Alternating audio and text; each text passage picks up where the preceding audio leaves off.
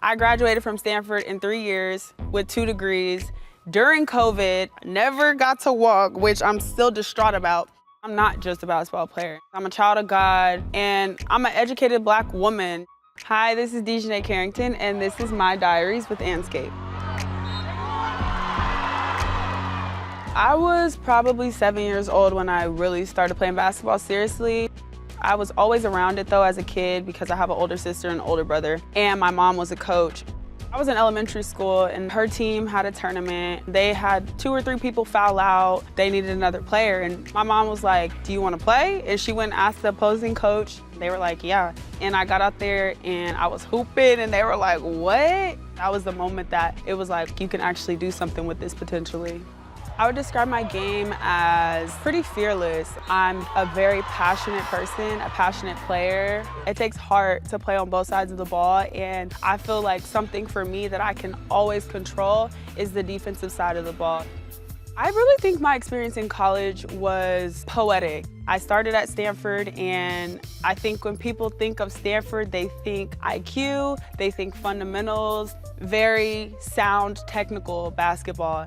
Then when I transferred to Baylor, it was like, okay, now I understand basketball. I know how to pick things apart. Now I need that dog in me, and I need that fearlessness, which is what I feel like Kim Mulkey's teams always embody and what she embodies as a coach. She was able to just kind of, all right, now go out there and just hoop. I'm so glad that it was in that order because I needed to understand the game before I just started playing free-for-all kind of vibe.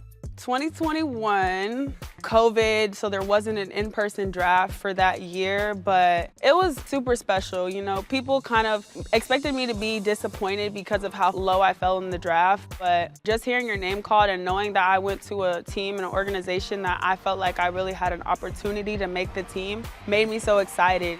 I had some great vets, DB, AT, Jazz. I'm always gonna give them their flowers. They're showing you with their actions. They're not just telling you like, you need to do this, but not holding themselves accountable to that same standard. That's something that I've tried to take as now being sort of a vet, holding myself accountable first and making sure that I'm doing what I'm telling other people to do too.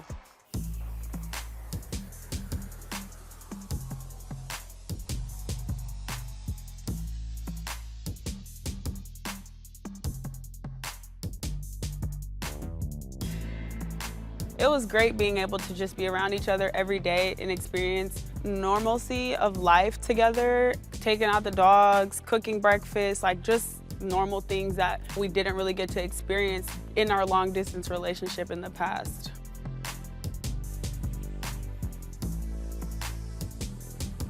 It was hard and I'm still processing it. That definitely got me because it was really sudden. At the end of the day, you know, I do believe that this is the best thing for her in her basketball career. I told her that. You get to play alongside champions, you get to play alongside one of your GOATs, and so I'm super excited for her. I'm sad, I'm super sad, but I'm super excited for her.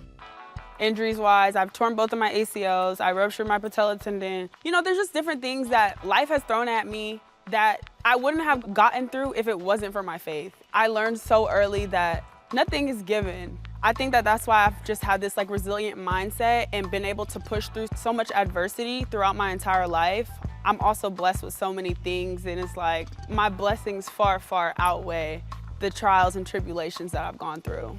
I've always been into makeup. Growing up, I went to a private school with uniforms, so there wasn't much that you could do to be original. Makeup, hair, those are kind of the only ways that you could express yourself and your originality and your personality, so I took full advantage of it.